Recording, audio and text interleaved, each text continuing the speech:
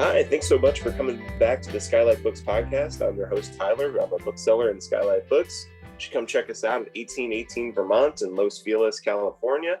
Today I'm going to be joined by Warren Zanes.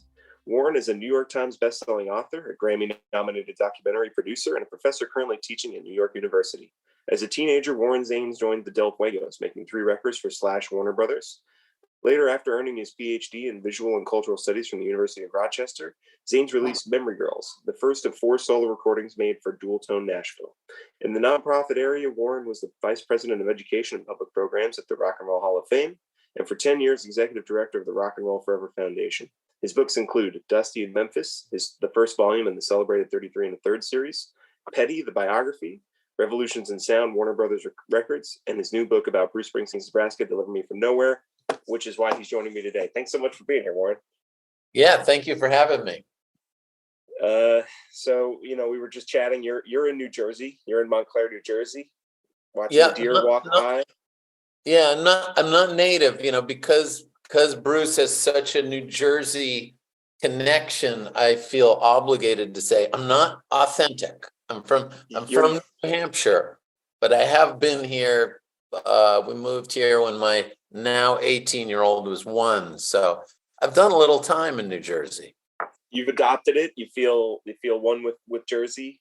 No, not that I don't have any issues with it, but I feel like New Jersey is way more complicated than I haven't even scratched the surface of what New Jersey is. I'm in really like a New York City bedroom town. So there's a lot of people commuting into the city.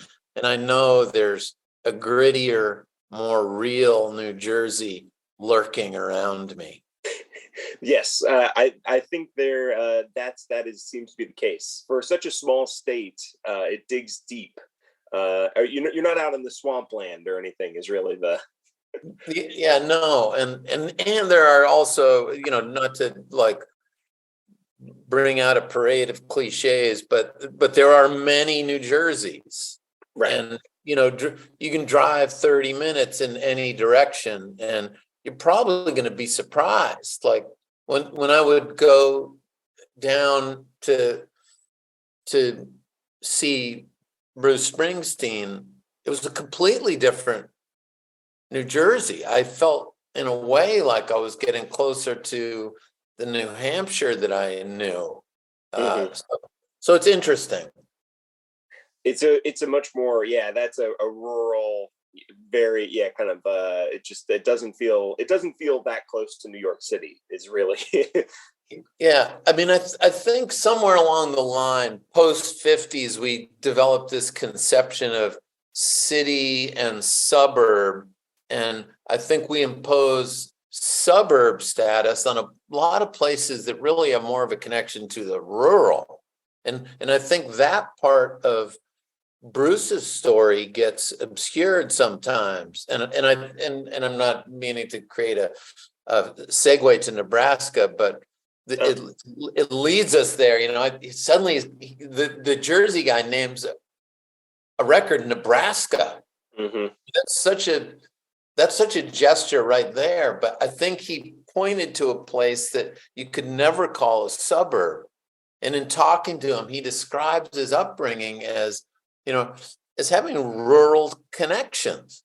So when he responded to country music and folk music, I think he was doing it in a pretty authentic way that sometimes people miss because all they're seeing is, New York suburb and boardwalk. And it's right. Like, well, it's also got ties to the agrarian. Which he talks about, and you have in the book, right, of his grandfather working with selling to workers from the South, and he's never left these sorts of ranch homes, right? I mean, just briefly, he always seems to return back to specifically that part of Jersey. I think I'll out myself now as a massive Bruce Springsteen fan and say that I saw him on Broadway, and the whole point of that was that he never wanted to go back home, and he's like, now I live 10 minutes away from where I grew up. He that's always been a part of him, and it maintains within him. Well, I think and obviously a big part of this book hinges on Bruce Springsteen's openness, and he's talked about depression. He's talked about trying to, untangle some of his childhood and adolescence. And I think the lucky ones among us get into therapy at some point. And we may not do it in quite the same physical way he's done it, but we circle the towns we grew up in, maybe just in a therapist's office. I think he's done both. And I don't know how you move forward in life not doing that. I'm just from the everybody should be in therapy school. So Nebraska was a great fit for me, but I also really admire him for the way in which he's been unguarded in talking about depression and complicated childhoods, where it's like it's not a choice between loving the family that you come from or not loving them. It's like recognizing in them what they couldn't do, what they did do, what they couldn't do. And I think if you don't go back and do some of that, it's probably going to come out in one form or another, and it's probably not going to be good. So, I love that circling the hometown. I sure as hell don't want to go circle Concord, New Hampshire, though. You're not getting in the car driving down anytime soon. No. No, I'm fine right here. Well, we've kind of beat around it, so I'll just say I think this interview should start with I don't think I've asked a question. We've just been talking. So I wanted the first question to be the way that many of your interviews in your life sound like they've started, which is, what was it like playing with Bruce Springsteen on stage? Yeah, it was amazing. And it's so funny. Like, okay, so how many times have I been asked that question? Many times. And like, you just asked it, and it's like, why does it feel like it's the first time it's been asked? And why do I get a little jolt of like a catch in my throat? I think that happens because, what was I? I was still in my late teens. And here was a guy that I've been listening to since before I was in my teens. And he told stories that made me feel like the characters in those stories had something to do with who I was or who I was trying to become or what I was struggling with.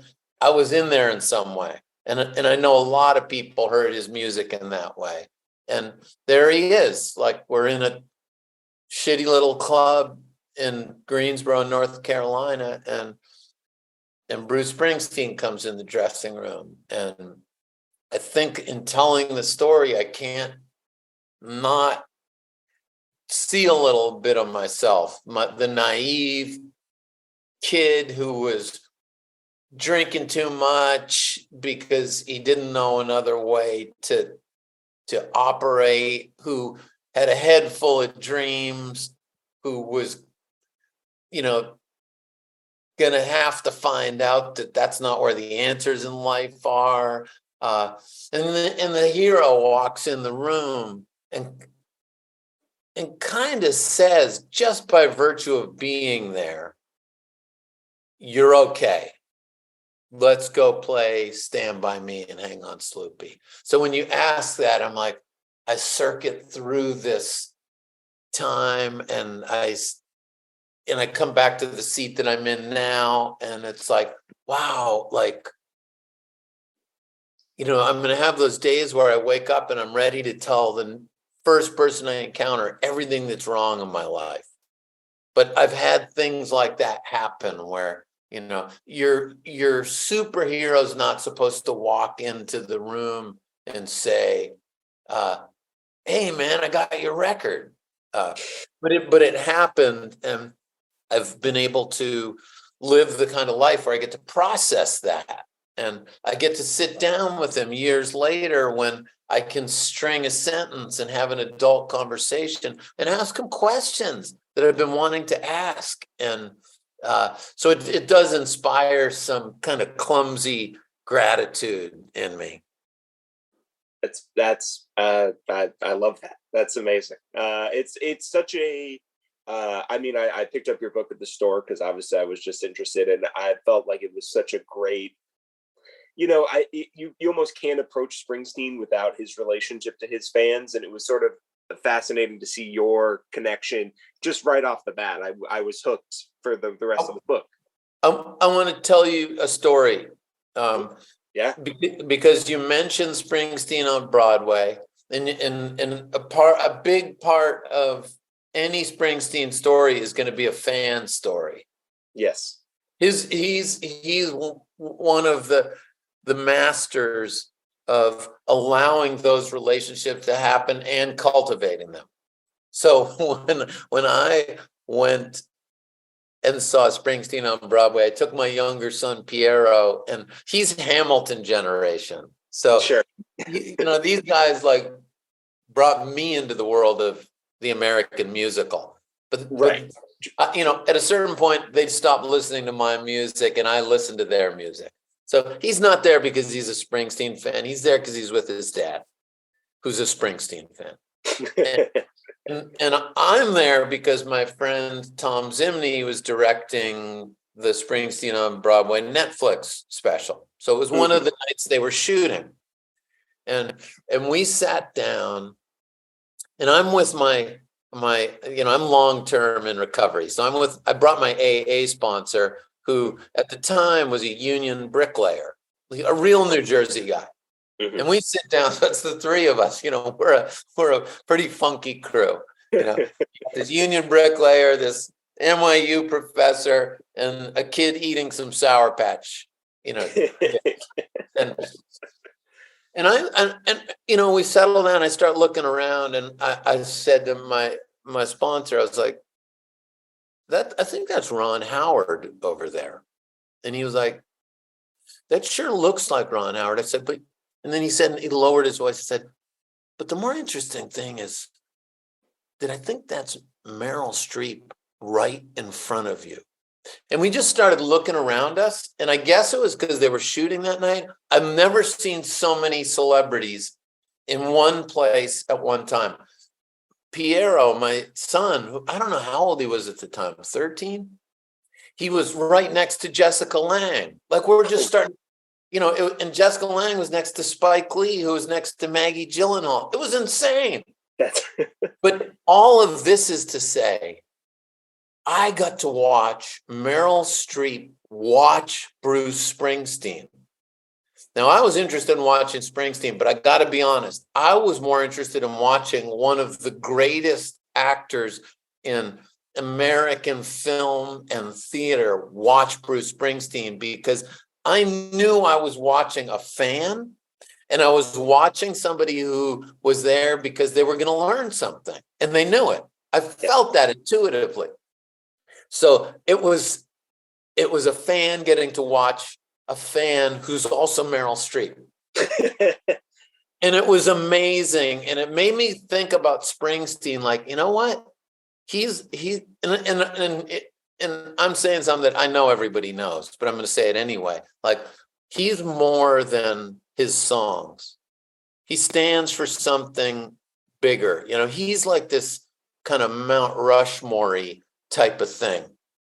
And everybody there was processing something, like their feelings about this guy. And they all have their favorite songs, but something more is going on. And this is what makes it possible to write a whole book about one album. That does, because he stands for that stuff, and because he's got this openness that has allowed that fan connection. And when I sat down and interviewed him, I was talking to a very open guy who didn't have all the answers and was ready to explore a particular subject matter with me, which makes it an amazing interview and makes me go away even more of a fan. That's an amazing story. I mean, it's because that room for Springsteen is so small. Like, that was such a tiny, compact. You could feel the energy in the room, and I can only imagine what it was like feeling those people's energy around you. Who were all drawn for the same reason, just as you said. It's that I was blown away by that show because I think I hadn't read reviews. I kind of wanted to go in as cold as I could to sort of feel whatever that night was. And yes, that whole show is a sort of a deconstruction of what the persona he built. And he wants to talk about how he was this kid who wrote about us, drag racing, but didn't have a driver's license. And it's that openness that there's a vulnerability in it. You can see one another in that. And it was phenomenal. Yeah, it's wild, the vulnerability, but also I'll sit down for a master storyteller anytime. But if I happen to also love the songs that they've written and the records that they've made and have listened to those thousands of times, it's the best case scenario. Yeah. Add in Meryl Streep, Bruce Springsteen, and you got an amazing night. And there's my son Piero, who I said, just trust me, man. One day this will all make sense. Oh my gosh, that's amazing. Well, so I guess I'll say in the book that you discuss sort of that moment when Springsteen walks into the green room and you're a teenager who's, on the verge of a life he doesn't really know. You think, you're in a band, you're touring, but you all kind of looked at each other and said, that's the guy who made Nebraska.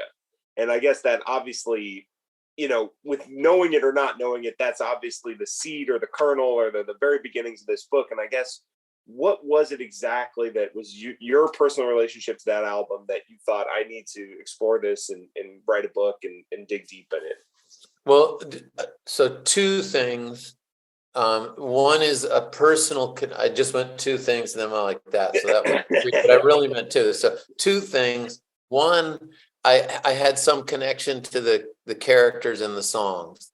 They were desperate people and they felt like people I belonged with. Now, I didn't know why that was, but I felt that. And that's with writing a book. That's the layer that's not on the page.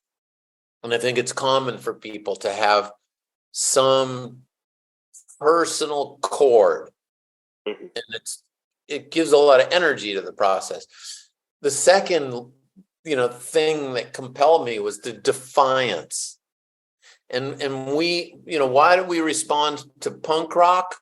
Because we like the idea of people saying, fuck you to, schools, institutions. And sometimes the music didn't matter so much. It was that defiance. So when Springsteen, he makes The River and it's his first #1 record and it's got his first top 10 single. And then he makes this record that's a total departure. And I just think in it, we saw this defiance.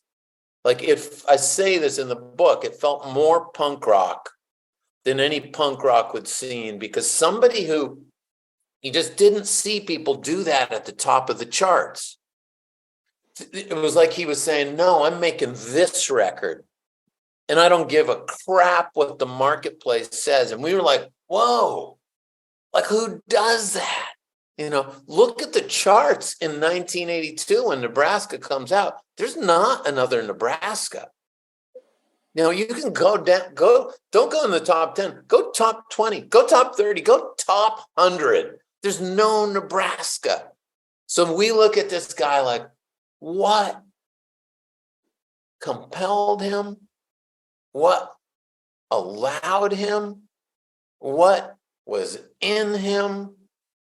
And we didn't have answers for this stuff. But when the guy walked in, it was just like, he's the one who did that. And he matters, because there's a lot of great art at the top of the charts, but there was nobody making the kind of art that was as raw as Nebraska. And it was just like, I knew we weren't alone in that. Like a lot of people looked at it and like, even before they listened, they knew this was rough and raw and unreleasable, and he was going to release it. And that was the hook. And here I was 40 years later, still feeling it.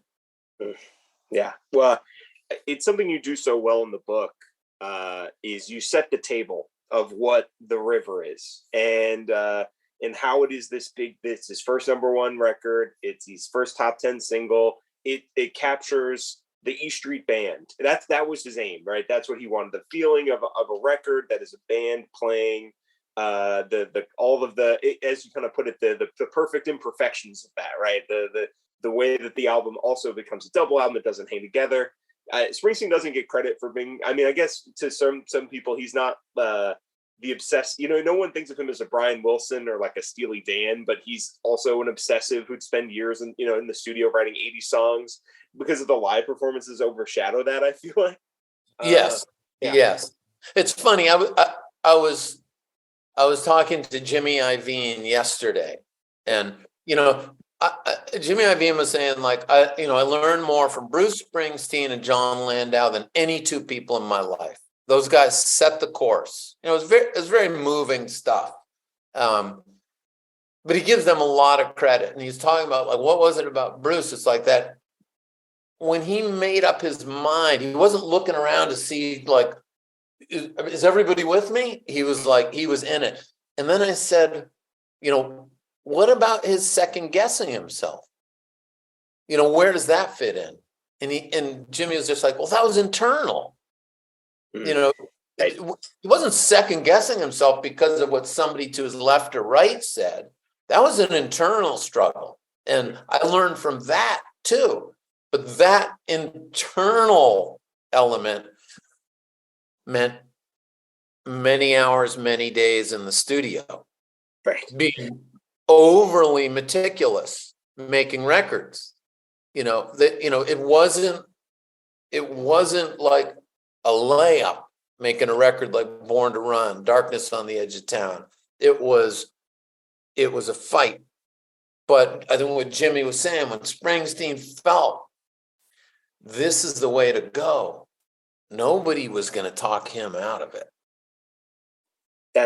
And you can sense that sort of persistence of vision, right? I mean, it's just, those are the only way these albums could have been. And I love you have the little story in there about where a new engineer comes in. He's like, I think we just cut a single, and everyone's like, no, he doesn't want like the only pop star didn't want singles, or rock star didn't want singles. But that's the complexity, though, and and it was great hearing Jimmy talk about it because he had a front row seat for this. But we see such order and intention when we look at a series of albums. It's misleading. Like they're stuck in, they're walking through poison ivy. They're walking through vines. They're lost. Their compass is 2 miles back, the whole way through. And that doesn't mean he didn't know it when he saw it. It just means there was a ton of struggle. Yeah. Yeah. And so I guess what I was going to say is the river is this crazy overstuffed, just everybody's playing on it. You can hear everything. It sounds great. And you do, again, like I said, I love that aspect of the book because you get so deep into the recording and how it took so long and what the reception was and what people loved about it. And that tour is stuff of legend. I went and saw the anniversary tour. I guess it was the 35th. Yeah, I saw it twice in LA at the dump that could jump. He shut it down, and now it's like a soccer stadium down there. It was down by USC, and even 35 years, you could just sense the electric. I mean, just electric playing. And he does the whole double album. Then he did all the hits. It was unbelievable. Amazing. Yeah. Well, I mean, this is a thing with artists who are great performers. Is you make a record and then you go on the road to support it. Mm-hmm. But something happens on the road that can only happen on stage, that it's almost inevitable that artist then goes, I want to get that on record.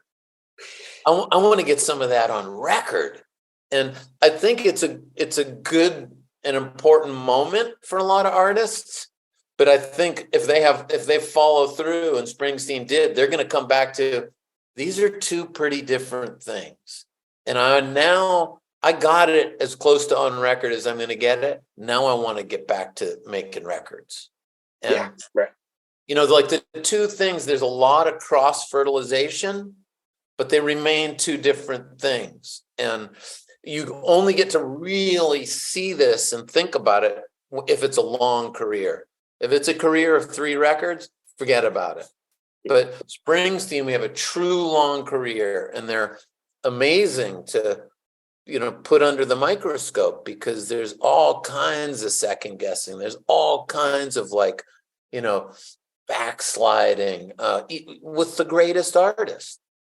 Yeah, it's unbelievable. Well, and so then you come off the river, and I think the thing I also I mentioned Steely Dan earlier. I talked to Alex Papademos. He had his new book about Steely Dan come out, and what that book does well is a lot of what your book does well, which is sort of this like cultural place setting and letting people in history and context, and it also kind of it lets you go back to the music and listen to it in a different way. And I mean, I'm a Nebraska fan. I love the album. I think it's great. But I grew up listening to it as like Atlantic City's on greatest hits. It almost doesn't stand out in the way that it's supposed to stand out for me, because I listened to it after it was made before I was born. I'm listening to it all as a piece. And so now I go back to it, and I hit the first track on Nebraska and I just played it, and his voice, it's a wail. It's a cry. I mean, it's unbelievable. I've never heard it sound like that before. And I've heard that song. I've listened to the whole album. So your book does that. It opens up to hear it a different way.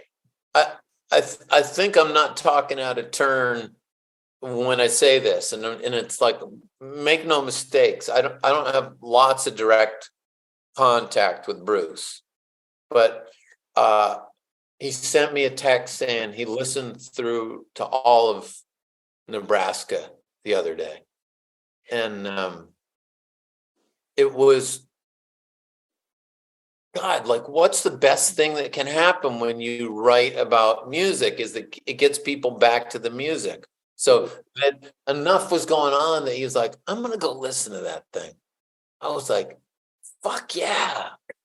Like, but really like validating, because I'm still doing it. The odd thing that happens, you finish a book like this, and it would be intuitive to think that's right when you go, thank God I never have to listen to this album again.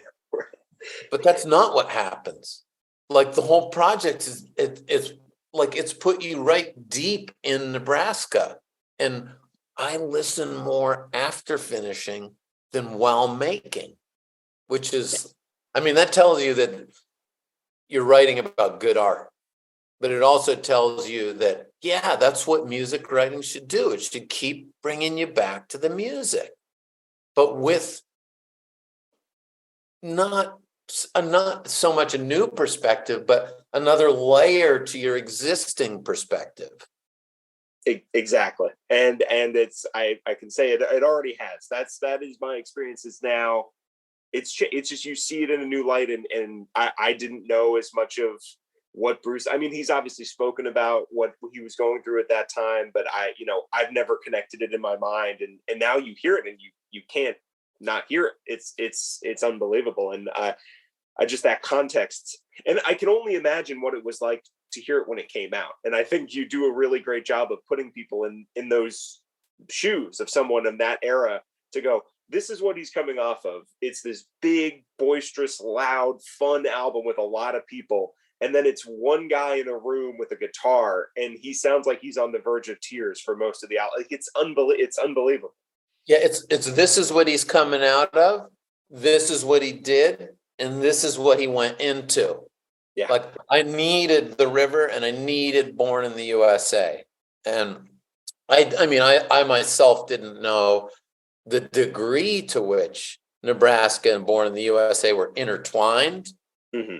So that was another, I mean, I knew there was some of that, but they were so much more intertwined than I realized. And, you know, that was one of the starting places is how do you get, you know, in the interview, Springsteen says, Nebraska and Born in the USA, those are as far apart as any two records in my whole catalog. That's the whole scope.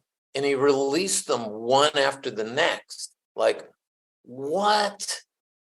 Like, I needed to understand how that guy got from Nebraska to Born in the USA. And that was where I started to fixate on the story of the Odyssey. And it was just like preying on me that just to try to put it simply, the idea that Odysseus returns to his home in Ithaca to be the true hero that he is, father, husband, leader in his community, hero.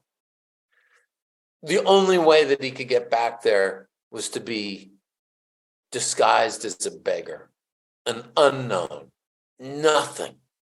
Like that there is a connection between the two. The true hero can be a beggar and not have to go around saying, hey, I'm a hero, I'm not a beggar. You know, no. The true hero doesn't need to say that. They know who they are. And I'm like, I was so convinced that that was part of Nebraska and Born in the USA. Born in the USA, the hero in full. Nebraska, hero disguised as a beggar. Nobody.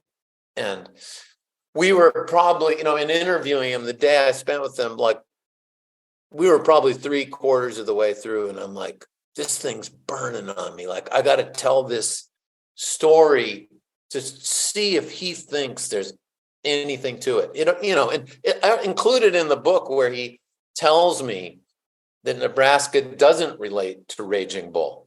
And I had done a lot of work connecting those. So I'd already been told no, but I'm like, and I felt so sure about that one. And definitely one of my greatest experiences in talking to an artist when he kind of, in his way, he signed off on this theory, like it made sense. And God, like that in my little scrapbook of like things that happened that I'd like to live again. That's one of them, you know. But he's generous enough that he let me tell this story about the Odyssey so I could sit in the room and watch him reflect on it. Mm-hmm. You know, I mean, and it's, you kind of, I guess it kind of, I was stunned also because you think of, you know, Bruce Springsteen, rock star, and my whole life he's been this larger than life figure. But you hear in that time, even in Nebraska, right? It's like, or before, you know, leading up to Nebraska, coming off of the river, you know, he's just a guy who waits in line for a rental car, goes to the movies, you know, doesn't have any sort of, like, he really could sort of disguise himself amongst the people. Like, he could wear a beggar's clothes and people would just not even, you know, it's kind of, it was before he reached that mega stardom, I guess. And I think that must have played a part. Yeah. I'm convinced that once you have that kind of hero, the hero that can also be the beggar, you actually don't want the other kind of hero. You don't want the high gloss hero because they just don't have anything to do with your life. Yeah, they live in a different world, right? That's it. They can't possibly relate. Yeah. But you can see, like, I'll crank their tunes if it's summer and the top comes down. But when shit's going down in my life, I need the hero who can also be a beggar. Yes. Yeah. Yeah. That's amazing. It's true. I mean, right. He just never lost touch with that for the run. It just, he didn't lose, you know, he kept, and I think it's staying in Jersey. And it's funny you mentioned Raging Bull, because so obviously you do, there's a whole chapter about Badlands, not the song, the movie, which is so interesting. What a synergy there that just happened to but that was a huge inspiration. But it's funny, as I was reading this book, and you mentioned Raging Bull, and even you have that great sort of handwritten track list that he sends to Landau. He mentions Paul Schrader having sent him a script that's the title of Born in the USA. I don't know, maybe I just rewatched, First Reformed and Card Counter, and I want to see Master Gardener, this sort of Schrader's Man in a Room trilogy.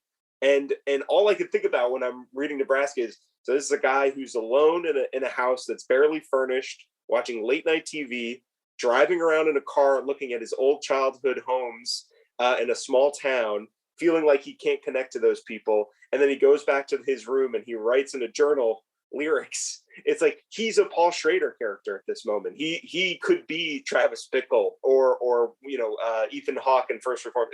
He almost is taking on that that persona. And obviously he's a Paul Schrader fan, but it's so funny to us. Like he's a man in a room. He's God's lonely man writing in a journal, figuring it out. And I couldn't deny that connection was amazing to me. And he just spent a year on stage playing arenas. Right. Yeah. Like that's a pretty deep character. Yes. Right. Yeah. That's a guy who has a real duality to him. Yeah. Yeah. A complicated being who, in looking at his own complications, throws off art along the way. And whatever it is that's expected of him. I think you kind of talk about that in the book as well, that I think is so interesting, is he was so genuinely interested in who his fans were and what they expected of him, and wanted to kind of find a deeper connection or find what it was that they were looking for from him. And I think that was, you reprint, or you kind of tell the story of, what was the Starvinsky? Is that how I didn't know how to pronounce it. The fan in St. Louis who he bumps into. Yeah. I mean, I'd read that story. It was an off night on the river. He's going to see a Woody Allen movie, and this fan sees him in the popcorn line and asks Springsteen to sit with him and with his sister. And Springsteen sits between them. And it's just, who does that? And right, yes, that was my thought. Yeah, and then Springsteen's going to call a cab, and the guy's like, we'll drive you back to your hotel.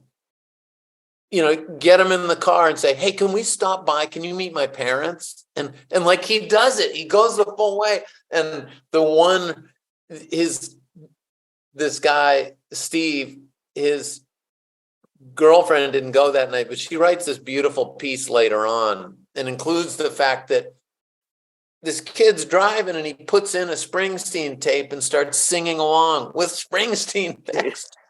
And I'm like, just the outrageousness. I love this guy's outrageousness in being a fan. Yeah. As much as I love Springsteen's response to in watching it, participating in it, watching in it, and going, I'm going to learn something. Mm-hmm. What popular musicians have long careers and don't have to contend with, who am I singing to? I mean, I think they all have to. Who am I singing to? Taylor Swift has had to ask it at a few different junctures.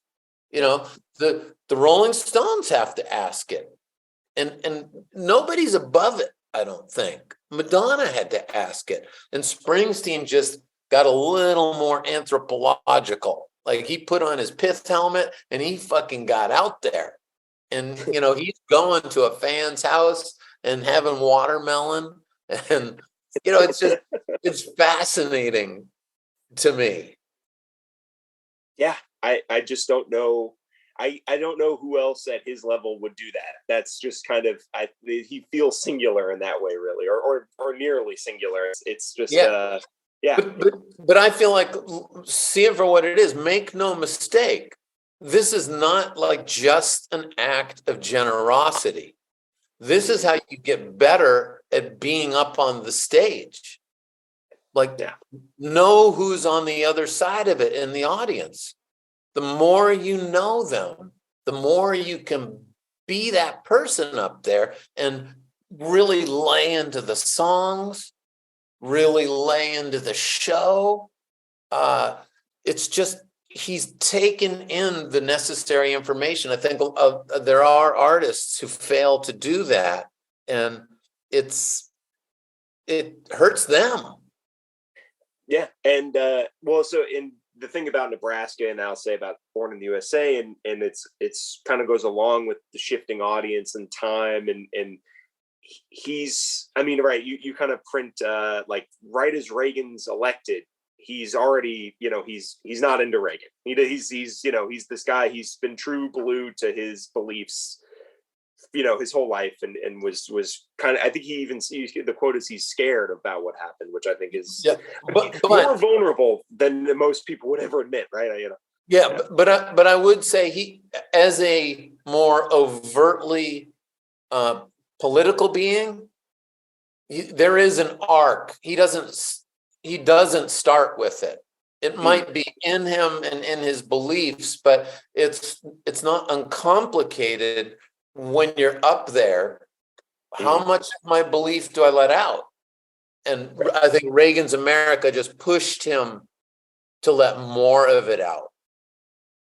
And he does it in a way that I think is so interesting, where he doesn't really, he's not taking Reagan on. I don't necessarily think full stop, or he's not, he's not like a protest song, but he writes about this sort of under, like, whatever's just under the what's just on the dark side, the flip side of the coin of the American dream. And he writes basically 2 albums about it back to back in that era. And that's how he takes it on. I mean, that's the brilliance. It's like, it's, okay, America's so great, America's awesome, but go 80s. Well, then what about these people? What about these characters in Nebraska? What about this person in Born in the USA? And I think it was just such a smart way to take it on. Yeah, it's funny, like, as you're talking, it makes me think about how they did the video for Atlantic City. And it's like, here's Atlantic City, the glitz of the casinos, and here's how people are living 2 blocks away. And that's a lot of Nebraska, is like, what's happening behind the image, behind the veneer? What are American lives? And he was just at a place in his life where it wasn't going to have a happy ending. It's like, why give something a happy ending that generally doesn't have one? Yeah. And not to like pack it all in, but Suicide, the band, is important, I think, because they had stuff that was not redemptive, not a happy ending. And it could still, he's asking that question, like, how far can I take my music out there? And he's drawing on, particularly Flannery O'Connor's short stories and the group Suicide. Frankie Teardrop is the particular song that comes up. He's looking at these things that don't have redemption, that don't resolve with humanity, winning. And still maintain their power as art. And I think that was just a doorway that he needed to pass through. And one of the remarkable things is he trusts his audience enough that if he can remove that, they can still go with him. And this is, when he talks about Nebraska and says, I didn't want to promote it.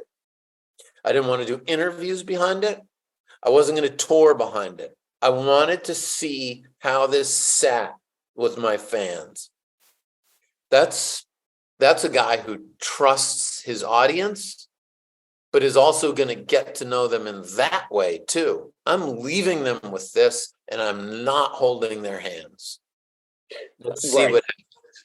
I'm not going to show them. I'm not going to make some mission statement about how they should listen to this or why they should listen or what the meaning is. It's just, it speaks for itself. Yeah, I can't imagine somebody doing, again, like from the top of the charts, putting out something that is so on so many levels inexplicable, and resisting explaining it and setting it up. Like I sometimes go like, wow, the Nebraska, the record is important. Him not explaining it might be as important as the record itself. That's such a, I mean, that's just a, yeah, again, someone with trust of the audience and just, again, persistence of vision. Like he's just like, I know this is the right, what I need to do, and this is how I'm going to do it, and this is how it's going to come out. That's amazing. That's amazing. I mean, I'm not a big believer on full books about single albums. You know, I think it's a bad idea. But Nebraska yields so much. Yeah. Like I feel like every conversation that I'm having about it is pretty different one to the next, which is just very validating to me and saying like this recording has a density. His life at that time, the decisions he made, there's a lot of key information about who Bruce Springsteen is that it doesn't just explain Nebraska, it explains the guy who's overplaying stadiums in Europe right now. Like, why is that happening? You know, he's in his early 70s. Well, the story of Nebraska helps to explain why that's happening. Absolutely. It's the way in. It's a turning point in both his career and life and creative life. I mean, it's no, exactly. There's so many layers to unpack again, where, you know, he's back in his small house. And so you talked about like interviewing him, and you've mentioned it a lot. And you were kind of nervous going in, you mentioned, because he had been the interview in a different documentary that you were consulting on. And he just sort of very nonchalantly changed the entire temperature of the room. And I would love, which I think it's like the coolest thing anyone's ever done. And I'm just reading it in print. I'm like, that's amazing. So what was that experience like? And then you go to his house, and then you have your first question. And then what was that like? well, this was an on-camera interview, and I wasn't conducting the interview, but I looked at all the questions. They were good questions. It was like, you want an interview to have a shape. You don't start with your heaviest stuff, but you don't want to start too light. And this looked great to me. But I remember everything was set up, and it was time for him to arrive. He was kind of coming from his main house down to where his studio and a bunch of his cars are in this kind of U-shaped structure. And you see him just walking across the gravel like, is this a fucking Western? Like, is this Gregory Peck walking down Main Street? You know, and a swing door, you know, blows shut from the wind. It was so epic. And I think people feel the epicness around him. So I don't know if it was like when the first question came, which was a totally good, legitimate question, and he went, "What else you got?" It kind of just changed the energy in the room. Maybe it brought everybody just right into the task at hand. Maybe he just wanted to hear another question. Whatever, the psychological effect was everybody dropped into their position, and a master storyteller took over. And you know, I want to see intuition and strategy in it. I don't know, but I do know he's a master of the energy in a room. You know, he's been up on those stages managing a lot of energy in a lot of rooms. Why would it be any different when we're sitting there as a film crew? Because from after the first question, after he said, "What else you got?" it was just like fucking home run after home run. You're just looking for your seatbelt just to make sure you're in, you know? Oh my God. And so that puts some pressure on you to kind of nail your first question, you felt like, right? Going into this book, right? You have to, right? Like that's well, I was totally overthinking it, and it was just me and him. But I just didn't want to hear what else you got. Right. So I asked a yes or no question. and that got me so fast to my second question. But I'm in my 50s, and I've been lucky to meet a lot of people I admire a whole lot, and I've gotten pretty good at like being at work. And yeah. so we got to work pretty quickly, and I feel lucky to have been trained into that place where you can't. An interview is not going to succeed if you can't kind of feel peer to peer, and like you got to feel like I've got the authority to be here. I'm not in the wrong place. He's not in the wrong place. I'm not in the wrong place. Inside of you, there's some 12-year-old saying, let me out. Like, no, not today, son. You stay in the fucking car. And so, you get to work pretty quickly, and then he's, not to overstate it, but he's so generous that you got a great collaborator. And so have your shit together, be agile, and don't forget that after you ask one question, you're still going to have another one ready. Like don't just start listening. Right. Like, I'm so wrapped. No, totally. I've done interviews myself. I imagine you face this all the time, where it's like you get to the end of your answer and the other person, they're like, oh shit, yeah. Right. I can ask another question. And when the storyteller in front of you is Bruce Springsteen, it's really hard not to like just start listening and go like, yeah, just keep going, man. What else you got? Let's get more story. Yeah.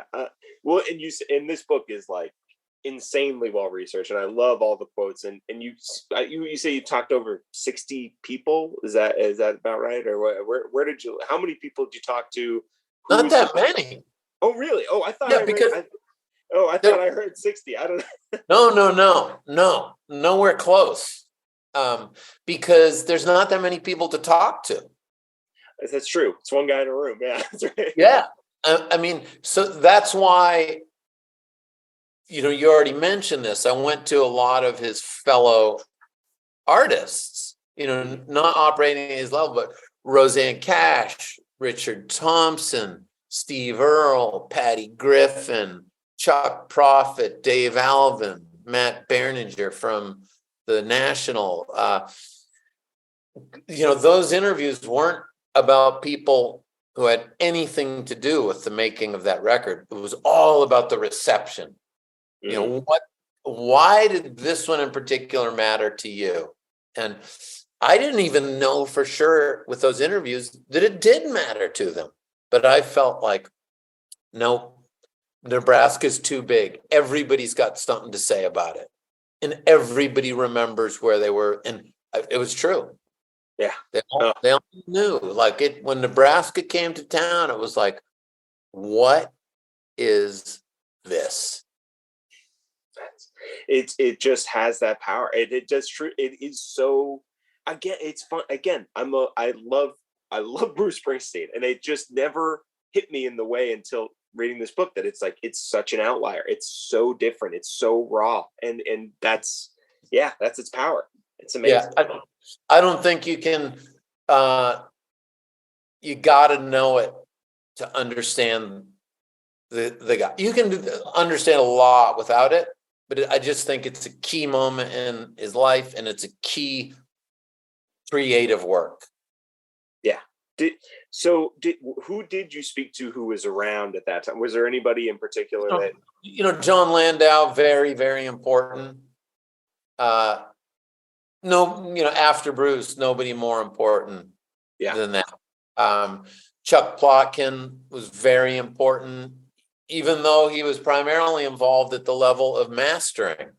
Right. But the story of mastering Nebraska said a lot about the kind of technological Wild West they were in. Yes. Yeah. Al Teller at CBS was really important. But again, this was a solitary record with a small core team. It was not a band record. There were not as many voices. Yeah. Well, so you just kind of hit on some of the technological Wild West. I mean, it is amazing. Like the story of this thing getting from cassette tape to store shelves is like kind of half a miracle. It almost feels like. And there's so many different, obviously I think even Bruce in his little sort of handwritten note of track listing is sort of saying, oh, I'd love to play with the band on this one, and like, this could be reworked or whatever. And those are just the demos, but they become the tracks. I mean, it's amazing. Yeah, I mean, it's the only official release of Bruce Springsteen's that he made not knowing he was making an official release.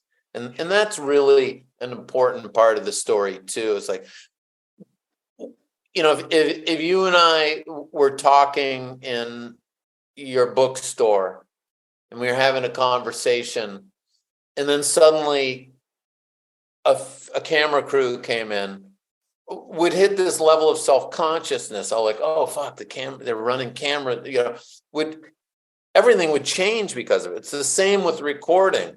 Like when somebody's like working on a song and they're just putting down idea work tapes, they're not in that self-consciousness.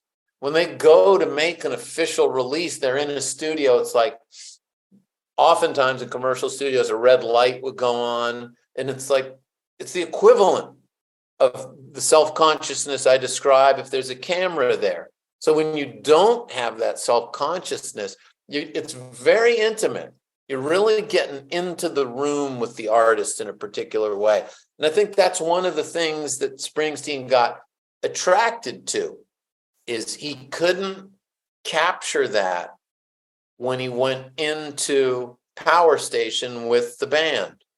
One thing was he's as a singer, he's got to go up over the band, and the material was suffering. But the other is like self-consciousness. It becomes performance. And when you're still writing, and Nebraska is unfinished, when you're still writing and you're not thinking you're making a record, it's going to be different. And for Springsteen, the difference was audible. Absolutely. Yeah. And he didn't want to lose it. So he did this unthinkable thing of like, I'm going to put out unfinished work. I'm going to put out rough work. I'm going to put out unfinished work, because this is the best version of this stuff. It's you've kind of hit on something, or you've triggered something in me. It's like, you're so right in that self-consciousness isn't there. It's almost like overhearing something from his psyche. I mean, it has that quality of like, he's not, it's just, it doesn't feel like we should be in the room with it. It's so raw. And one of the things, and we're kind of wrapping up, I guess it's been about an hour. We could do this all day. But another thing that you mentioned in the book, and obviously just as who you talk to, that sort of rawness becomes an inflection point for a ton of artists. And I was wondering if maybe you could just speak about the legacy of the record in that way, as an inspiration point for so much of what after. Yeah, I mean, I've talked with so many artists who talk about 1964 and the Beatles on Ed Sullivan. And there was something about that moment where the message was, you can do this. What we're doing, you can do. Elvis Presley, people looked at and went, he's a god and we're mortals and we'll never be able to do that. The Beatles, that was one of the most important things about them, was we can do that. And the next day, all these garage bands start. In a quieter, but to me, equally significant way, Nebraska being unfinished, being rough, and yet still being so successful as art, it said to a lot of people, you can do this. You don't need a commercial studio. It doesn't need to be a perfect vocal performance. You don't need perfect pitch and perfect tempo. Like, if you've got a song and you've got a story that needs to be told, it's going to come through that. And it just meant that people could attend, rather than thinking about that perfect pitch in a vocal performance, they could think more about, well, what's my song? It just brings you back to the rudiments. And I think that meant more people could be doing it. So there's this kind of democratizing effect. And then in the wake of that, a digital era comes in where people have recording studios on their computers. And I think Nebraska just over the years continued to matter for various reasons. But one of them was, don't worry too much about that audio quality issue. Like, are you telling the story right? Is the spirit of the story there? Maybe your problem is you don't have songs. Like, go write some. There was a moment when I was working with Tom Petty on that book, and Tom Petty was talking about being in the studio with Duck Dunn, who was the bass player from Booker T and the MGs. And Duck Dunn was watching the Heartbreakers record something on Damn the Torpedoes. And, they were like doing 75 takes of something. And Duck Dunn's going like, what the fuck are these guys doing? And he went to Petty and he's like, have you ever heard a really good song sound bad? Like, wow. What are you chasing? Like, if it's a good song, it's probably going to yield a good performance. And you're not going to fix it by having a great snare sound. Wow. That's what a chestnut of wisdom. That's brilliant. No, well, this is also in the age, and my old band came into this, they'd spend days getting a drum sound. Right. And it was like everybody in the room was trying to kill each other, by hitting a snare over and over. Like, I was like, I knew nothing about making records at that point. I'm like, well, I don't even know what's happening. Like, there's a guy hitting the snare for days. What are we up to? And that Duck Dunn wisdom, I think, descended on recording culture. And it's like, we don't need that snare. We need a good song and a good performance. And let's roll tape.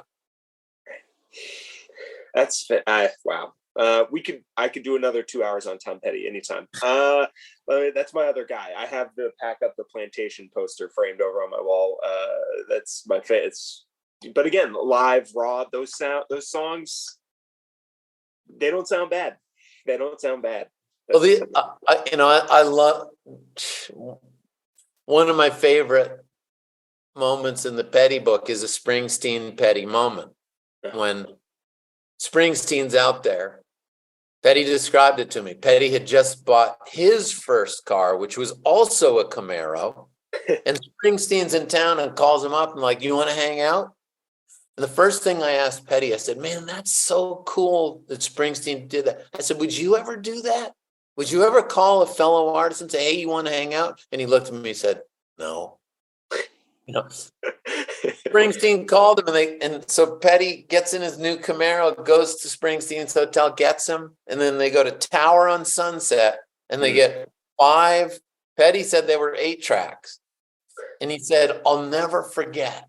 We were listening to the Stones, I think it's 12 by 5, and the song Congratulations played. And he said, Bruce raised his hands up in the air and said, you can take me now. And Petty looked at me like, I always loved that. And it was so moving to me. And Congratulations is not a great sounding record. It doesn't sound like Steely Dan, Yeah. But man, nothing more was needed for these two guys. It was like, it was the right song, the right performance.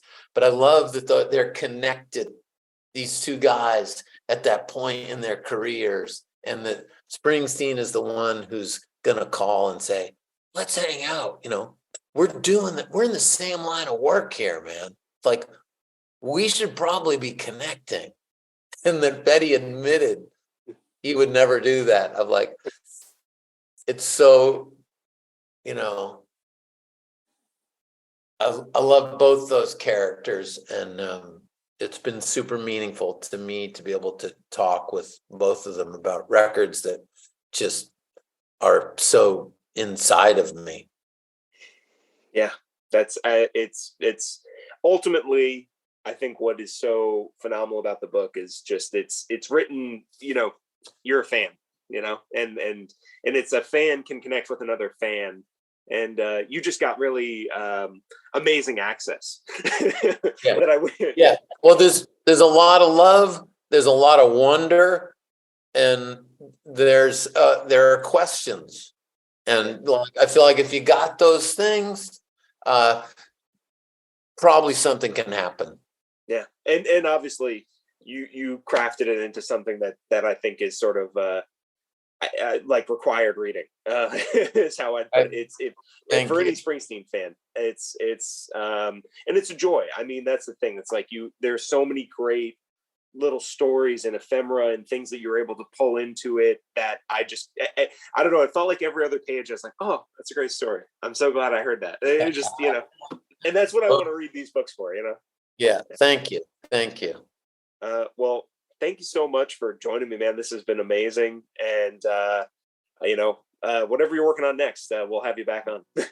Yeah. Thank you. Yeah.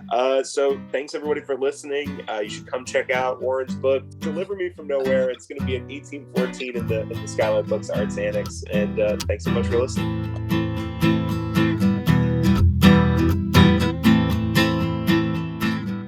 Thanks for listening to this episode of the SKYLIT Books podcast series. We hope you enjoyed it. If you'd like to check out the book featured in this episode or others, please visit skylitbooks.com. If you're in the Los Angeles area, stop by for one of our live in-person author events. You can find a calendar on our website. If you like this podcast, leave us a review. It really helps us out. Our music is by Doug the Piano Wire. Till next time.